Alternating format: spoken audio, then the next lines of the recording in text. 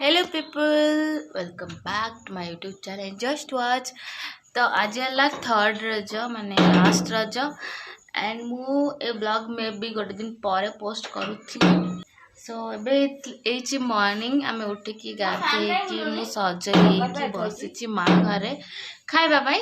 माँ रोसे कर पूरी एंड मटर आलू तक सका से उठी आम जो आसू से खाଇବା पीवा तार सका उठी बनाए आम भल भल खाया बने। सो आज से तार बन पूरी और मटर तरकारी देखा एंड आगे को आम आज कौन करूँ थर्ड रज प्लान अच्छी ड्रेस पिंधि फोटो उठार एंड टे बुलाबुली कर।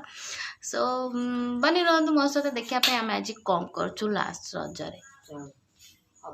माँ कर पूरी एंड मटर आलू तरकारी बहुत दिन पर खाऊँ ना। सो इवनिंग है इवनिंग माने 6टा खंडे बस खावाई एंड इवनिंग रे रज महोत्सव 3 दिन होमें जाइन आम जा अलग जाऊ काली। सो ये घर पाखे जोड़ा हो आज जीव लास्ट रजरे देखापी। तो आपण मैंने बनी रुँ मो सहित देखापी। आज बहुत सिंगर भी आसुँच माने जनाशुना नामी दामी सिंगर आस तो मुझे देखी कौन हो कौन ना से मो माँ आम करी पोड़ पिठा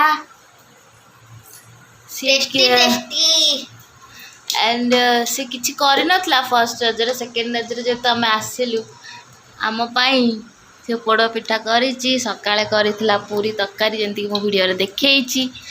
आम आसले ही से तार सब जिनस करे ना से एकुटिया लोक किसी करके खाए ना केवल आम आसीचु बोली आज तार पोड़ पिठा सकाळ उठी पूरी तरकारी कर मुझे बस खाऊँ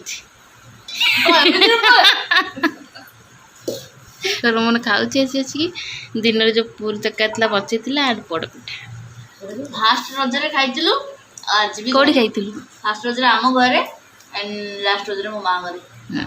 तापरे आमे बाहर की रेडी होके आसलु जो रज महोत्सव फेस्टिव होची एंड आज बहुत सारा कलाकार आसी माने सिंगर्स माने जो माने कि सारेगामा कंटेस्टेंट थिले एंड जे विनर थिले सौजन्या रथ। सो आमे जाइतलु देखिया भाई से फंक्शन एंड एटी बहुत सारा वीडियो इतला दोली भी लगिता पिला मानक पई। सो किछि समय पे आपण माने तांको परफॉर्मेंस एंजॉय करंतु। चारि गोटी मेघ करा विकल राणी लागे बहुत प्रलय छी आसुची माणी